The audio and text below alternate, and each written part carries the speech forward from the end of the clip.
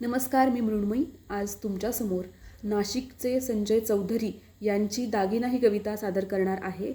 तर जरूर ऐका आणि अभिप्राय कळवा. दागिना. ती म्हणाली, आई ग, तू अंगठी का नाही घालत? हिऱ्याची, छान छान खड्याची. आई म्हणाली, बाळ, तूच धर माझं बोट तुझ्या हातात. अल्लपेट तुझी इवली नाजूक बोट माझ्या बोटाभोवती. हीच तर आहे जगातली सगळ्यात मौल्यवान अंगठी. ती म्हणाली, आई ग, तू माळ का नाही घालत? सोन्याची, पिवळी धम्म, गळाभर. आई म्हणाली, बछड्या, तूच मार गळ्याला घट्ट मिठी तुझ्या कोवळ्या हातांनी. अंधडधडू दे तुझं इवलं हृदय माझ्या वक्षावर.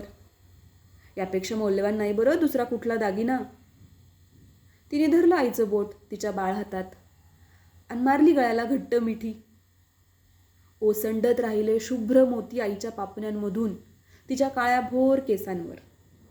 आई म्हणाली, बछड्या, आपल्या आतून जे उगवून येतात तेच दागिने ल्यावेनी सजावे. आपल्या आतून जे उगवून येतात तेच दागिने ल्यावेनी सजावे.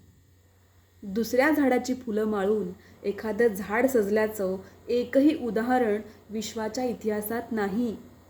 दुसऱ्या झाडाची फुलं माळून एखादं झाड सजल्याचं एकही उदाहरण विश्वाच्या इतिहासात नाही. धन्यवाद.